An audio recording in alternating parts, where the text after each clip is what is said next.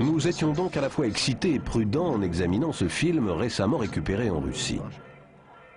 Cette bobine contient des images de ce qui semble être l'examen scientifique ou médical de parties du corps. Les individus que l'on voit semblent être des médecins légistes ufologues ou des chercheurs en biologie. Ils parlent russe. On les voit inspecter un spécimen. La personne dirigeant la procédure commente ses gestes et les mesures qui sont faites. Après quelques minutes, la caméra change d'angle.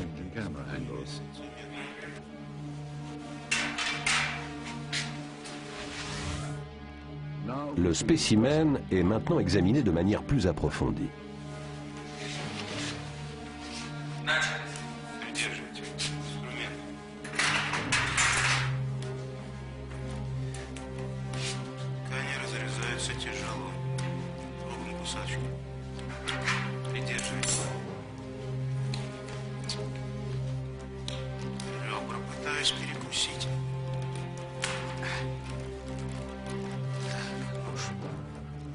Les instruments taillent ce que le leader appelle constamment les tissus.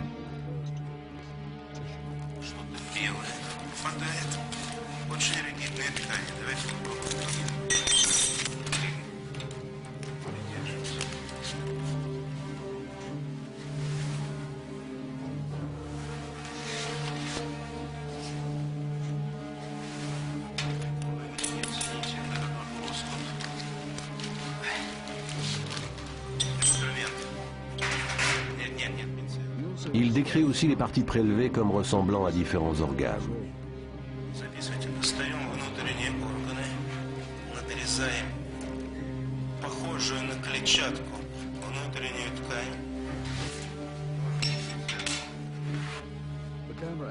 L'angle de la caméra change à nouveau. Et on voit alors les scientifiques posés face à la caméra, chacun exhibant des échantillons issus de la dissection. Si ce film est authentique, il expose l'une des plus grandes découvertes scientifiques de tous les temps. On se demande où ce film a été tourné et ce qu'il est advenu de ce spécimen. Si c'est réellement le film d'un examen scientifique authentique, que sont devenus les résultats? Qu'est-ce que les soviétiques ont appris et qu'ont-ils fait de ce savoir? Les agents du KGB avaient-ils de bonnes raisons de garder le secret pendant tant d'années? Il y a plus de questions que de réponses. Il y a eu un nombre considérable d'observations d'OVNI en Russie. On en a expliqué certaines, restent les autres. Les événements les plus connus sont les incidents de Delnagorsk et de la Tunguska. Nombre d'ufologues estiment que Delnagorsk est le cas le plus intéressant en Russie en termes de matériaux provenant d'un crash. Antonio Uneus partage leur avis. C'est le crash sur lequel on a le plus d'informations puisqu'on a des fragments. Ils ont été analysés. Il s'agissait d'une petite sonde. Ce n'était pas bien gros, mais il y a vraiment quelque chose qui s'est écrasé sur une colline de Delnagorsk en janvier 1986. Les témoins ont décrit une sphère de lumière traversant comme une flèche la région au nord de Vladivostok. Les enquêteurs ont récupéré plus tard des matériaux dont des boules de plomb et de fer, des débris de verre et un filet de mailles serré, tous objets testés et réputés hautement magnétiques. Le dirigeant de l'équipe de recherche a conclu que l'objet de Delnagorsk était très probablement une sonde spatiale artificielle d'origine extraterrestre. On appelle quelquefois l'observation faite à Tunguska, qui est l'incident russe le plus connu, le Roswell russe. À l'aube du 30 juin 1908, n'en croyant pas leurs yeux, les habitants de Tunguska, dans le centre de la Sibérie, observaient un objet rond et brillant traverser le ciel en laissant derrière lui une traînée de feu. L'objet s'écrasait dans une forêt de sapins éloignée, explosant en un jaillissement de flammes brillantes. L'incendie qui en résultait durait des semaines et détruisait 10 000 km autour du point de chute. Bien que l'événement ait précédé les bombardements atomiques de Hiroshima et de Nagasaki de quelques 40 ans, les conséquences de Tunguska ont été terriblement comparables à celles des bombardements de la Deuxième Guerre mondiale. Il en est résulté la destruction d'une zone plus étendue que les villes de Los Angeles ou de Moscou. Les recherches conduites 20 ans plus tard n'ont pas permis de retrouver la trace d'un impact surdimensionné. Et les explications divergent, parmi lesquelles la chute d'un météorite, la foudre ou un tremblement de terre. D'aucuns disent qu'aucune de ces réponses n'est la bonne, et que c'est bien le crash d'un vaisseau extraterrestre qui est la cause du phénomène.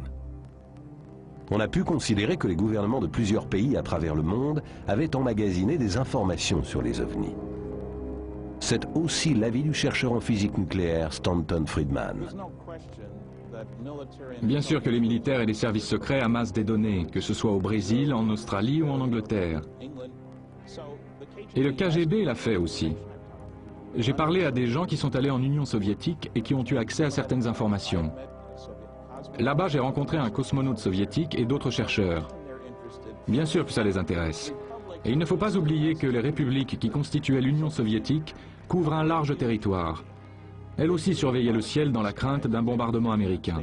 Et c'est quand on surveille le ciel qu'on voit des ovnis. C'est évident. Pendant le règne communiste, l'intérêt des soviétiques pour les activités extraterrestres n'était pas admis officiellement. Cela n'a été confirmé que récemment.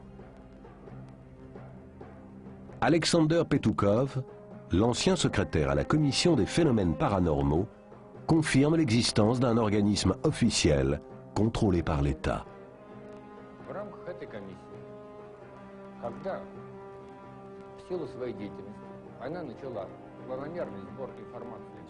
Sous l'ère soviétique, nous avons commencé à rassembler des informations issues de la population et nous avons reçu plus de 15 000 comptes rendus.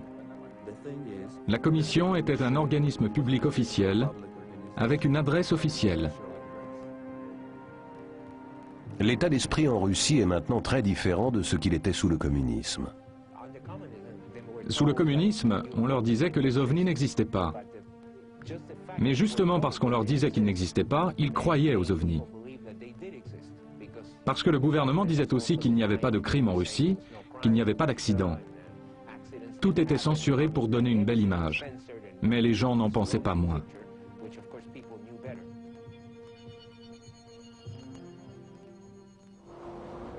C'est dans une petite maison, d'une rue tranquille, non loin de l'Académie des sciences, que les espions anglais et américains rencontrèrent leurs informateurs pendant toute la période des années 60 et eurent vent d'un des complots les plus étranges de l'histoire des services secrets.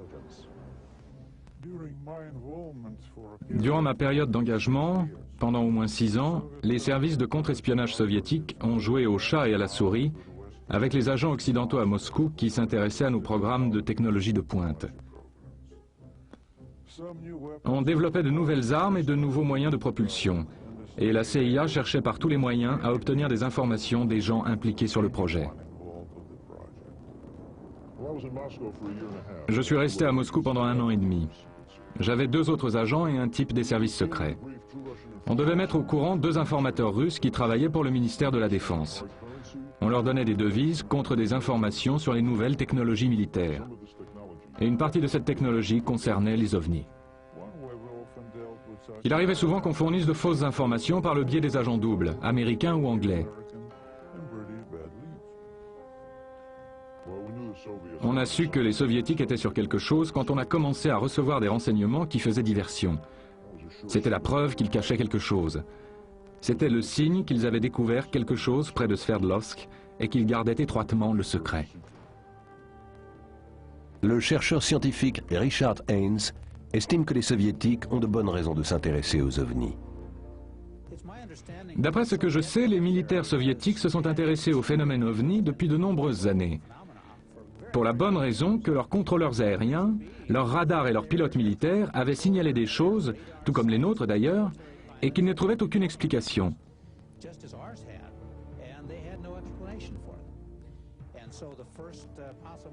La première explication qui vient alors à l'esprit, c'est qu'il s'agit de tests faits par une nation étrangère qui espionne quelque chose de nature militaire.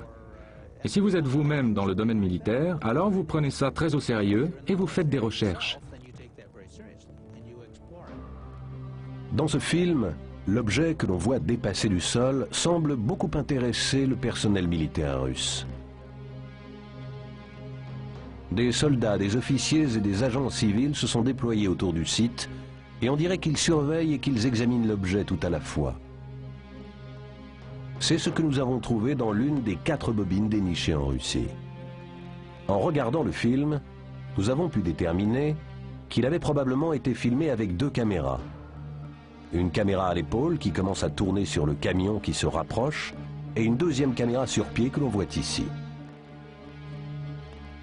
On voit le caméraman suivre le mouvement des soldats qui passent près de lui. Voilà maintenant le deuxième angle, le point de vue de la caméra sur pied. Et on voit ici la caméra à l'épaule au moment où le camion s'arrête. Les 2 caméras changent de point de vue plusieurs fois pendant le tournage. Peut-être sous l'impulsion d'un supérieur pour obtenir de meilleures prises. De cet angle-là, on voit arriver d'autres troupes. L'écrivain Veniamin Vereshchagin a décrit cet événement.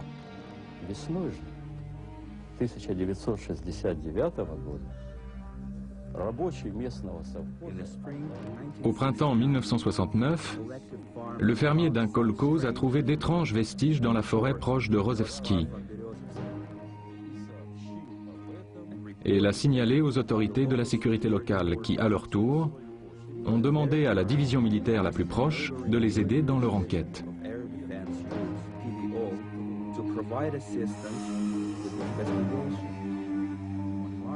En mars 1969, 2 officiers du KGB ont inspecté la zone de la découverte et l'ont bouclée.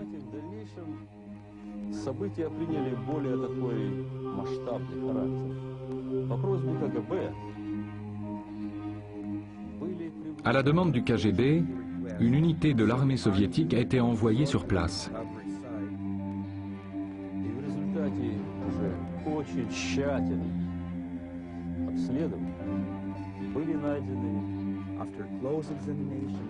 Après une inspection minutieuse de l'endroit, ils ont trouvé les débris d'un objet en forme de disque, partiellement enfoncé dans le sol.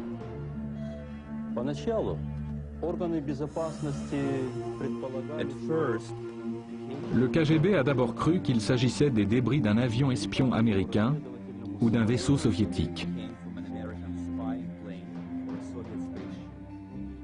L'intérêt des Russes pour cet objet ne surprend guère George Filer, un officier des services secrets de l'armée de l'air à la retraite, qui était en garnison à Langley.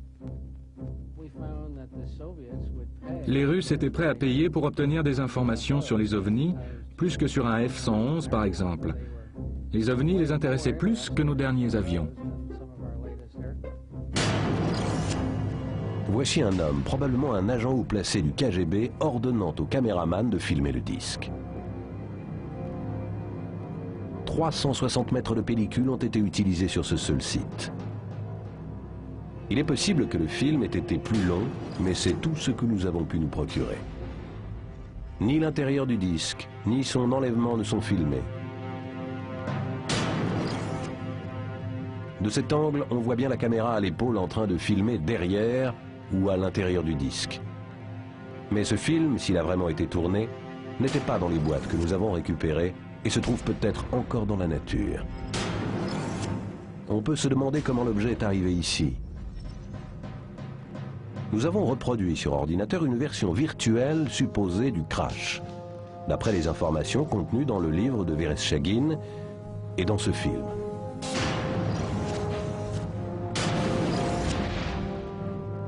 Et maintenant, on peut se poser la question. D'où venait cet objet? Comment s'est-il écrasé ici? Et surtout, qu'en est-il advenu ensuite?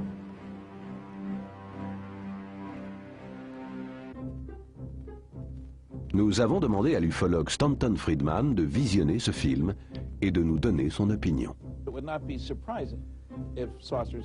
Des soucoupes volantes ont très bien pu s'écraser en Union soviétique. Et peut-être l'ont-ils vu au radar ou, est-ce que je sais, avec des satellites. On avait des satellites à cette époque.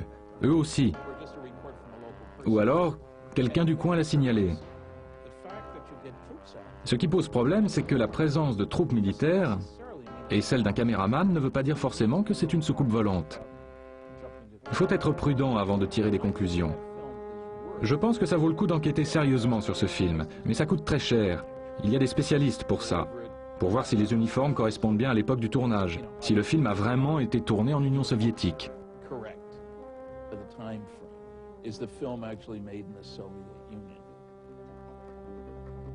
Nous avons demandé à l'expert Sergueï Goncharov de vérifier l'authenticité du film. Il nous a d'abord parlé des boîtes du film. Voici le nom de l'usine qui fabrique la pellicule de cinéma à Vernaslavie. Voici la référence de la pellicule, type A2.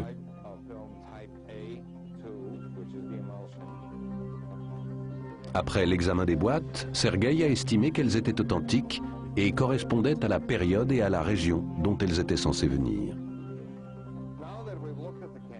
Maintenant que nous avons vu les boîtes, il faut voir s'il n'y a pas d'indication sur la pellicule elle-même. Bon, au tout début du film, il y a le mot russe « Madjawa », le commencement, le début.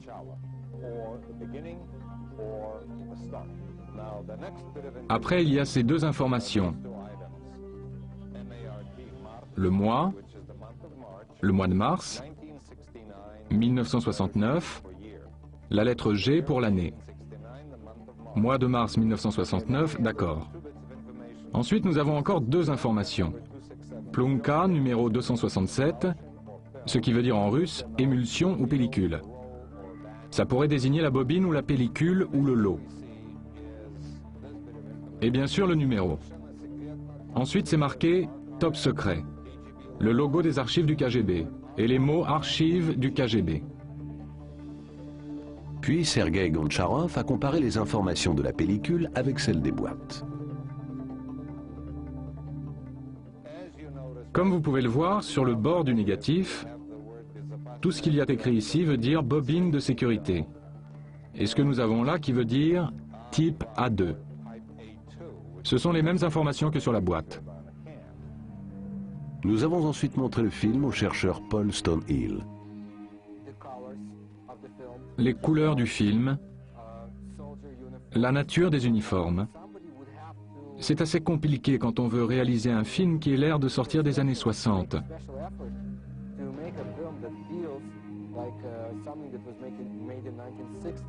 J'ai vu pas mal de films tournés dans les années 60. Et celui-là, on a pratiquement toutes les caractéristiques. Ce n'est pas un film des années 80, ni 90. L'officier du KGB qui examine les choses a l'air authentique. Je suis convaincu que ce film n'a pas été tourné pour tromper les gens.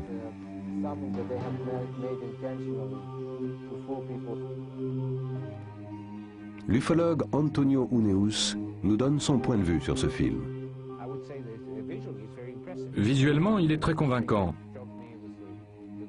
Il est de très bonne qualité, ça saute aux yeux. La pellicule est en excellent état.